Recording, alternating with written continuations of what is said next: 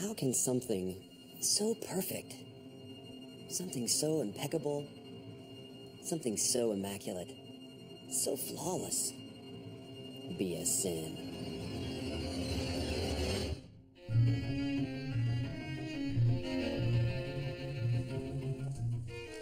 Pride.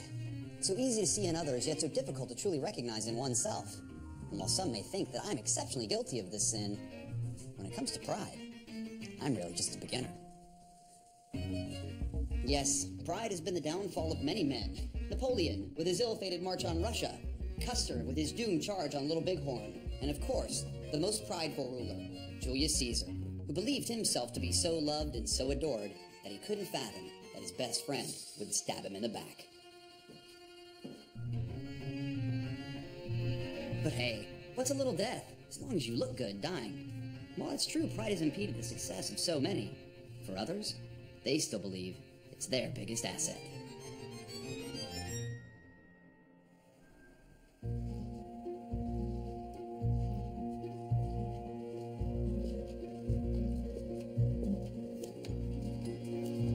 I am a 36O.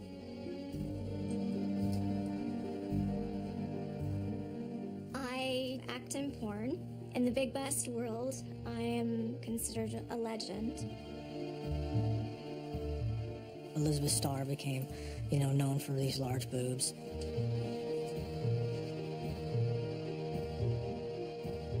Bottom is X small, top is XX large.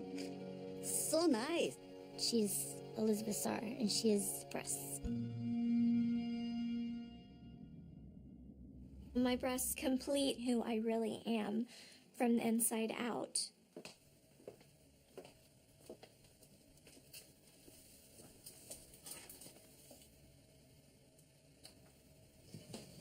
This film is in the top 50 big bust category rentals. I have been acting for about 20 years now. Drop your pants. No foreplay? What's foreplay? This is Queen Combs, and that is Professor Tittenheimer. I'm trying out Earthmen. Where are you taking me? Everybody has their specialties, whether it be blowjobs or hand jobs or anal. My niche would have to be titty fucking. Every woman has a vagina, but how many girls has this kind of big boob? We were having such a good time. Men love big breasts. Big breasts lots of power. Porn should be a fantasy. I've created something enjoyable for other people, which has given me happiness.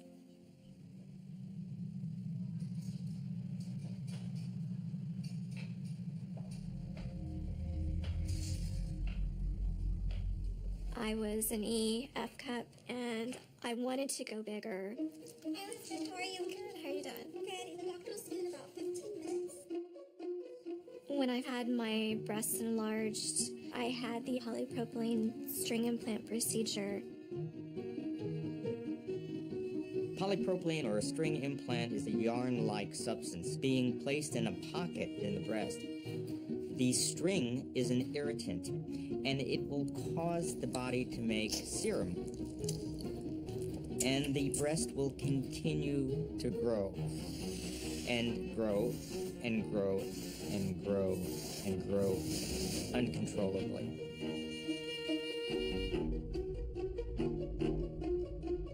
In the 90s, there was a huge bust movement. It was a very glamorous, characterized look. If your boobs are modified and bigger and you can call the shots, then you can have more work. The very large-breasted girls became these larger-in-life type of porn stars that everybody knew who they were. She's in the Hall of Fame. She's definitely somebody I look up to.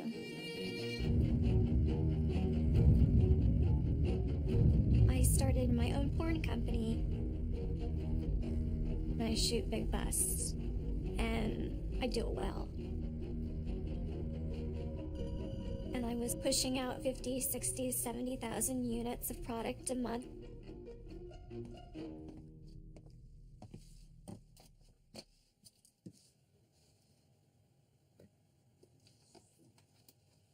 Because of the internet, the adult industry is not the same as it was. I've had to stay in business by downsizing. I don't think I would know how to survive not creating big bust content.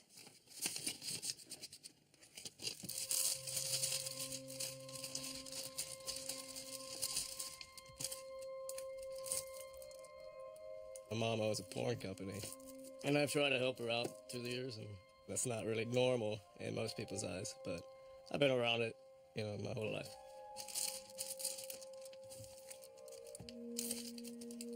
Being a single mother, she definitely has sacrificed her body and herself even, just trying to keep this family afloat. I was the third or fourth girl that had string procedure, and I didn't know that it hadn't been approved by the FDA. I've had numerous complications, 63 surgical procedures to reconstruct the right breast, caused by the staph infection. When I first met Elizabeth 7 years ago, she had had about 50 surgeries due to this string substance. She's told me that she was close to dying from a serious infection. Now I have one saline implant and then one breast that's full of body fluid. I would like you to put more fluid into the right breast. You know my feelings that I am not anxious to go back to the operating room with you. I presented her case to the Los Angeles Society of Plastic Surgery. Most of the doctors there felt that the patient should have a double mastectomy. Having a mastectomy is not an option. It'd kind of be a total turnoff to me. I will always try to maintain my looks as best as I can. And I love my mom for who she is, but I'm scared for her health. I'm on pain pills on a daily basis. I have severe back pain. When I laid down, I couldn't breathe. And then I have nerve damage in both my left and right arm. But my breasts are a great extension of who I am. I don't know how to do anything different. If she were to develop an infection, she could be in serious jeopardy.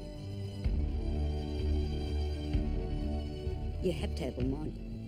What you got, what you use. She's definitely made a name for herself. I could not imagine Elizabeth without her breast.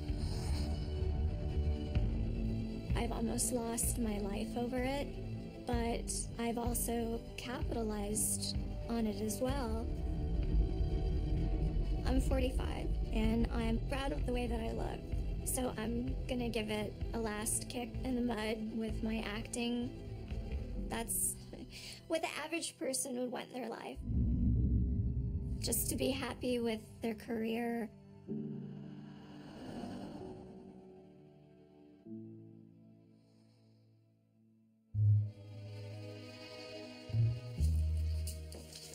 Well, I guess we all carry the weight of sin differently.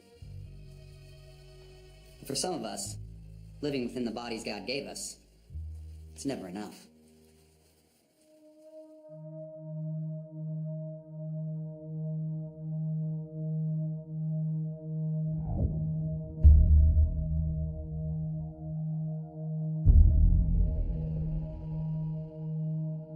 I am looking to create an aesthetically beautiful body. Being a walking, talking work of art. The image of David and a bodybuilder are one and the same. The body parts flow one to the other. I have created a beautiful thing to look at. I am a living work of art.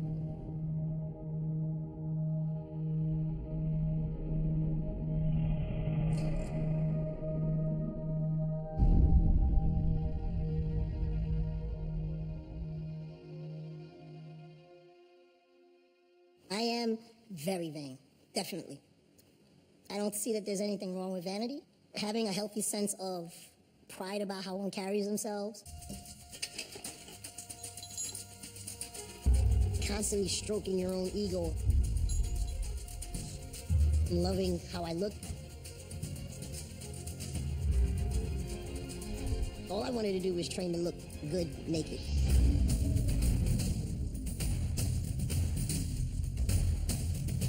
As a female bodybuilder, I'm usually one of my kind. You can withstand pain that other people can't even begin to fathom. You cease to be a commoner. You become sort of superhuman.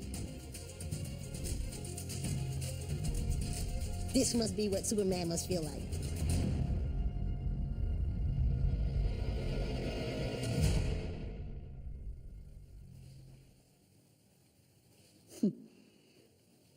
Roxanne likes to win. That's what motivates her. She likes to win. Roxanne was very, very energetic. I had a stroller and I had to give it away because she would just run. She wanted to be jumping with the boys. I dressed her up in dresses, but if she wanted to dress like a boy, so be it. She always wanted to be strong. So she picked up bodybuilding. I did it for the first time, and I was just like, I never knew I could look like that. And your body slowly morphs into more of a musculature, shaped out body. Everything becomes more visual. You see every vein. It looks like I'm shrink wrapped. Like I'm inside out almost. So I look like an anatomy chart where all the veins are now present and at the surface of my skin.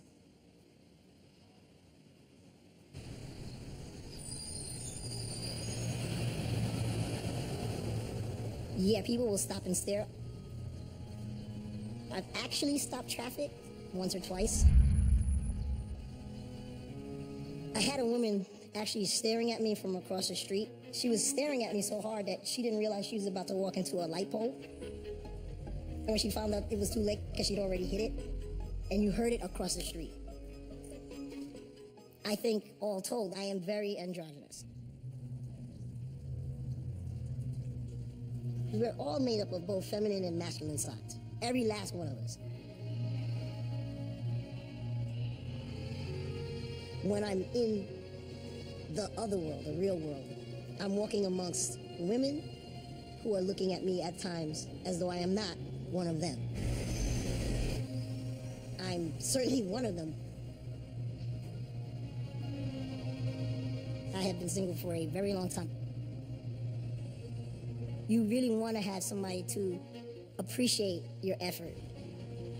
And to not have somebody to share that with, it's kind of heartbreaking. That's what the hand that you're dealt.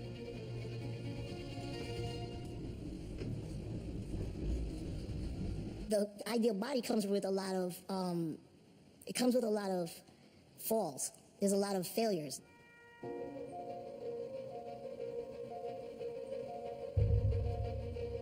It takes a lot of time and discipline. I can't eat like everybody else. I was eating Popeye's chicken. Needless to say, that had to go. I was eating Chipotle. That had to go. In its place, plain food, white rice, grilled chicken. Food is food to me.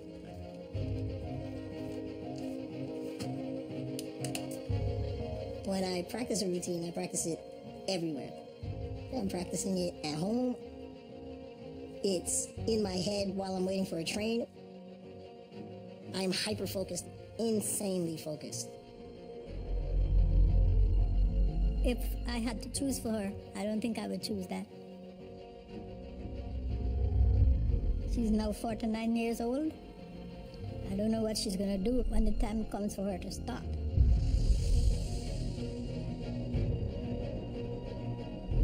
I have no time for anyone else.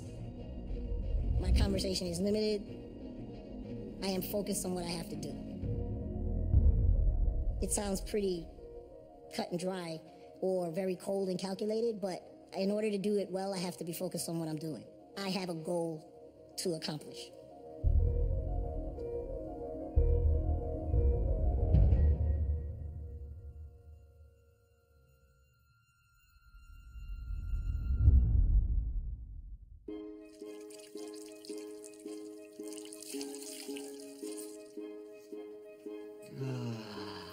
Arduous is the path that leads to perfection. But what good is perfection if it's not eternal? Well, one company may have finally found a way to freeze the hands of time.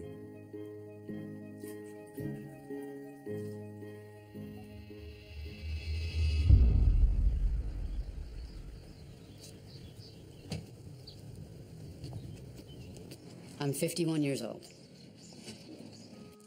There's a lot of disease in my family. High cholesterol, cancer, diabetes, and heart disease.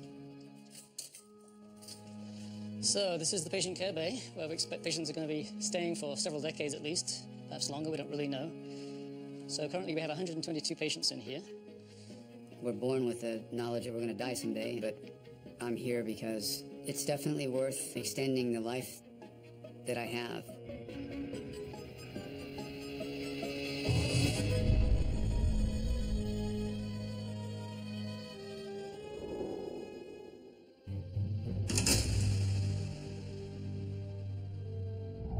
The core idea of cryonics is to step in and take over at the point where today's medical technology gives up on a patient.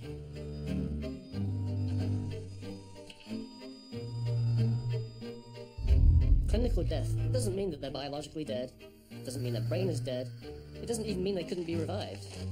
If you go back 40, 50 years, there are people who then would have been declared dead, who today we don't regard as dead.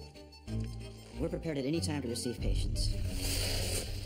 We're going to cool the body within about 60 seconds of clinical death, to a point where their biological processes stop. We replace the body's water with a cryoprotectant, a medical grade antifreeze. We transfer them into our pod. And then the entire pod is lowered down into the dewar, where they're stored in liquid nitrogen.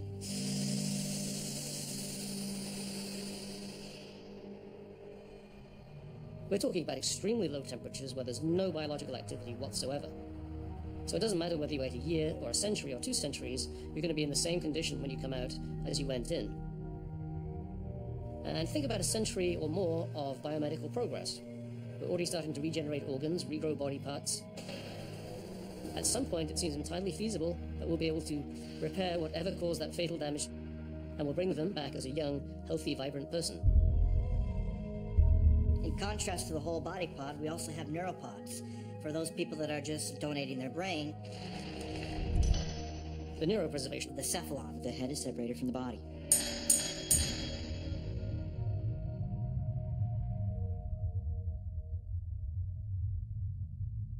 The current cryopreservation minimum is $80,000 to be a neuro-cryopreservation member, or $200,000 to be whole body.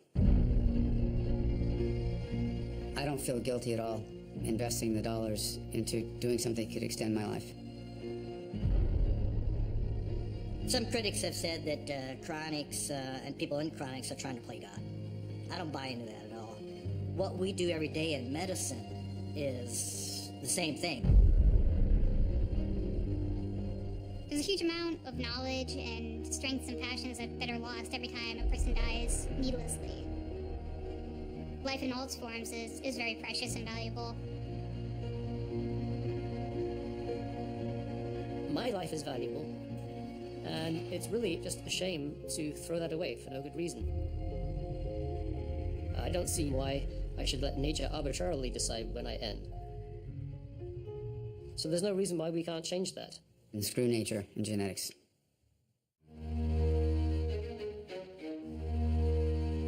The kinds of people who want to be cryogenically preserved generally are kind of adventurous souls.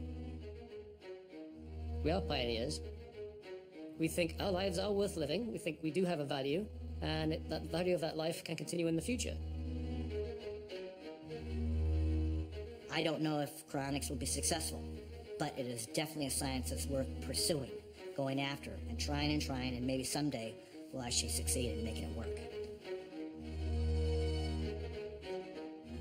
There'll be a point in the future where we look back on today and say, what were those people thinking?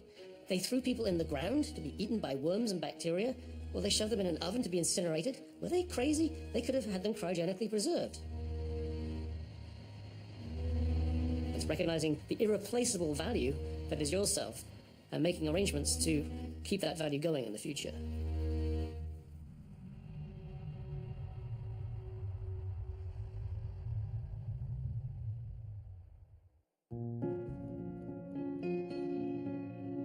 Maybe the problem is we no longer even see pride as a sin. Perhaps we've looked through the mirror for so long, we've forgotten just how dark our reflection really is.